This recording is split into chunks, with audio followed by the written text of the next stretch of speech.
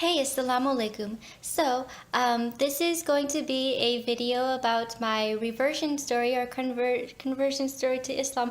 Am I wearing enough contrasting patterns right now? Like, is my outfit busy enough? Yeah, so my name is. I get distracted easily, so if I go off on a tangent in this video, yeah, that's the reason. So, where was I? I'm already distracted. Okay. My name is Melanie, and I am a Revert to Islam.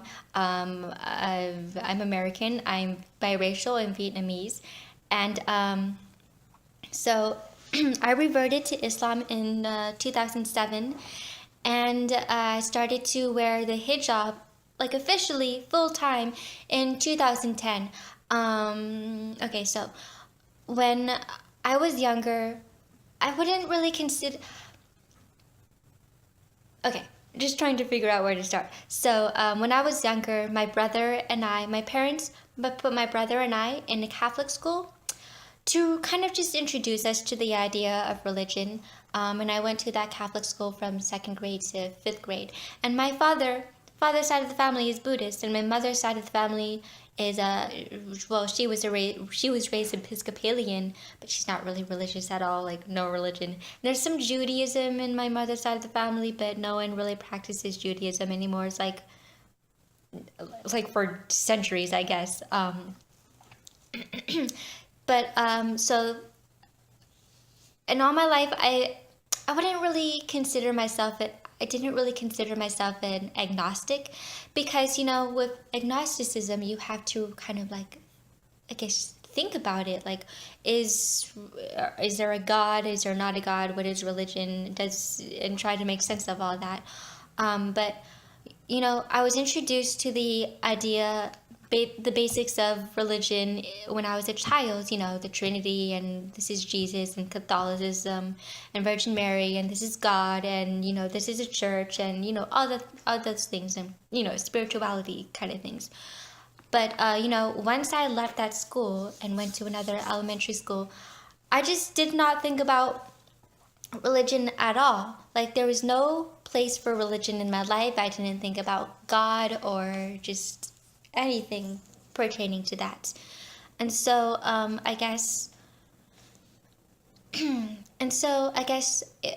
like age 20, around the age 20, I was just trying to figure out, I felt different from everyone else, like in my personality versus my friends, and my values, and just the way I approached the world and saw the world and perceived everything, and that really, it really made me think about who I am for the first time. And also at that time, like, I was at a city college at that time. I was like 19, 20, and all these male students were like sexually harassing me, and also just like calling me sexy. And that really bothered me because, at that time, I didn't really consider myself to be sexy. It it really took a long time for me to grow in my identity and femininity also. And also, my personality, like even before my reversion to Islam, because like Islam, it's a religion of modesty, and way before even I was a Muslim, my personality is like really extremely modest and shy. And even before I was Muslim, I dressed really, really modestly because, first of all, I'm tiny. I'm like 90 pounds and I'm 4'11". So even in the summer, I get cold.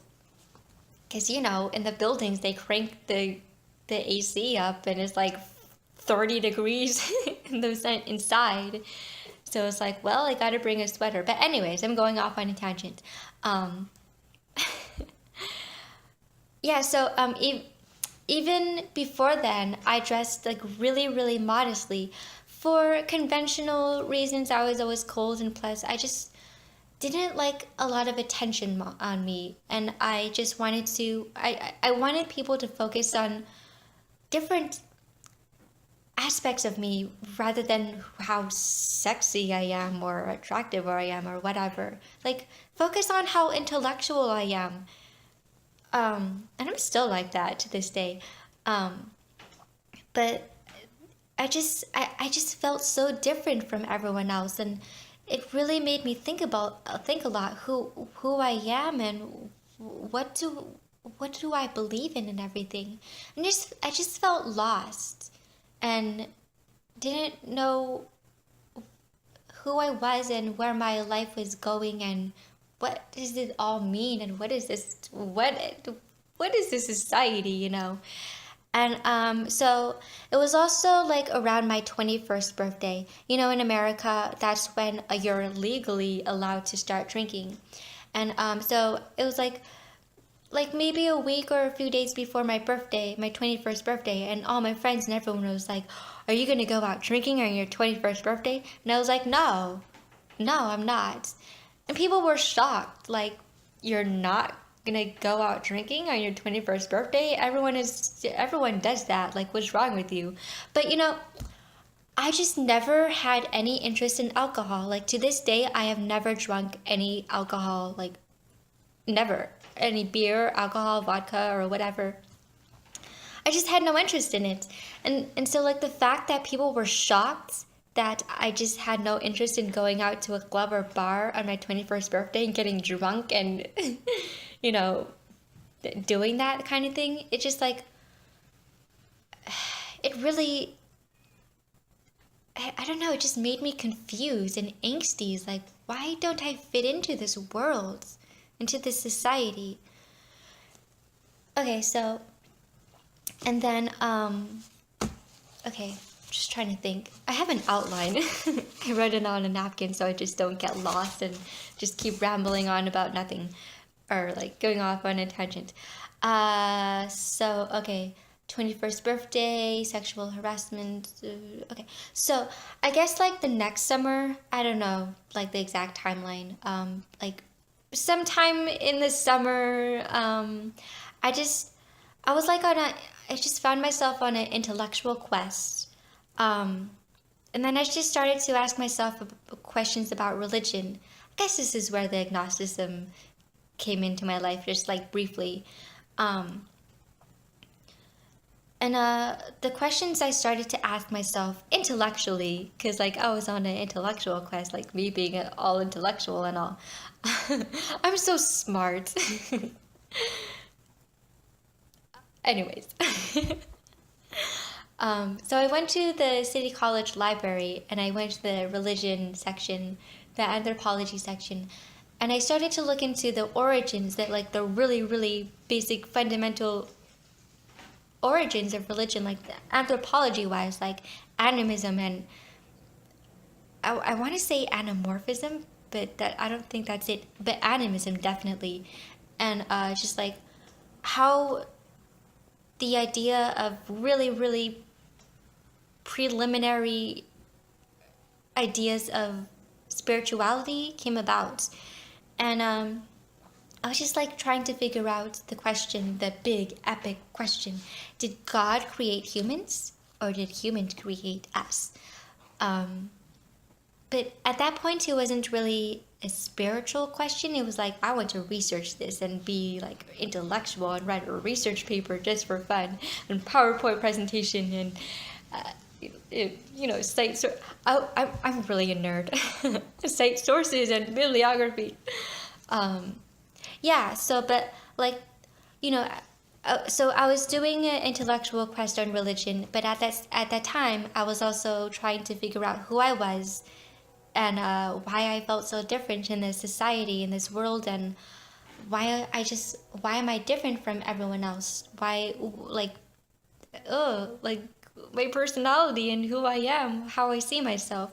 So I guess like the more I researched, the more it became less intellectual, and the more I started to think about myself in terms of spirituality. And at that time, I started to notice a lot more Muslim women around town, just like wearing, you know, like wearing the hijab. And I was like, I like the idea of hijab. That's really nice. I wish I could wear that, you know? And so, as time went on, the more I started to gravitate more towards religion, like spirituality wise. And I guess like Allah led me to Islam that way, because, for the first time I was like, Islam, I really, really want to look into that. And the more I researched into Islam, it was like just the more it sunk into my heart. And kind of getting lost, trying to losing my train of thought. Yeah. Losing my train of thought. Okay.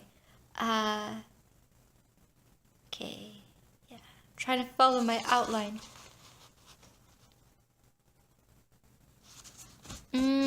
Okay. So, and also I guess like it was sometime around Christmas time. And, my father's side of the family is Buddhist, and my mother's side of the family isn't really religious at all. And everyone was celebrating Christmas, and it really confused me. It's like, if we're Buddhist, then why are we celebrating Christmas? And it just threw me into, like, existential despair, like, existential mode for a while. I was like, what does this all mean? We're Buddhist, but I'm not really. Oh my gosh, it confused me so much.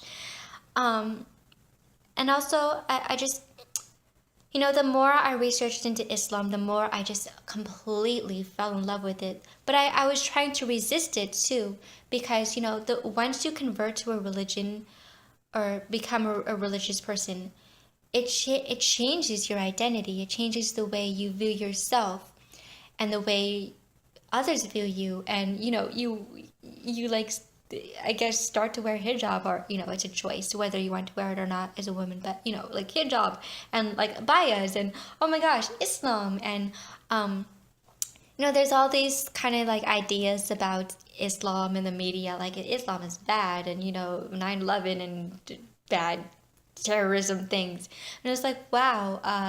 So I really had to think, like, Islam in the media, politics, and all that messy stuff, that's another Fox News kind of thing. Islam versus Islam, the one I'm researching in my heart, is like a religion, So I really, really tried to resist it. But the more I resisted it, the more it pulled on my heart, and I really, with all my heart and soul, I wanted to be Muslim. So I was like, what? One day I was like, what? The hell with it. I'm becoming Muslim. But, at that time, in my early 20s, I was so incredibly shy.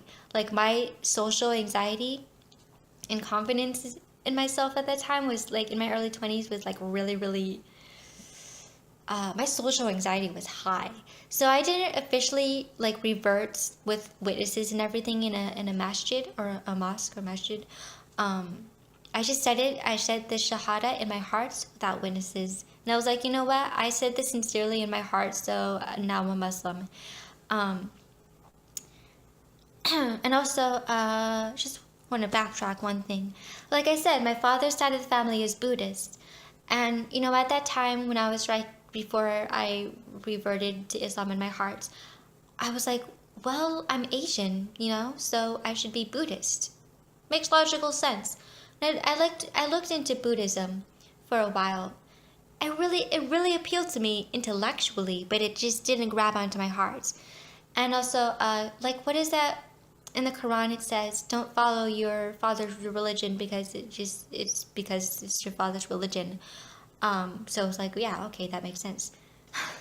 Don't follow it because it's just my father's religion. Yeah, so I became Muslim, and I started to wear the hijab a little bit to experiment with it, just to introduce the idea to my family and friends and to everyone that I'm Muslim now. But it wasn't until 2010 was when I officially, like, full time started to wear hijab. So yeah, it just... this video is getting long enough. I don't want to make this video too long. Yeah, okay. So, My name is Melanie, or as Muslims know me as Mu'mina, and that's my reversion story. So yeah, Assalamu alaikum. All right, bye.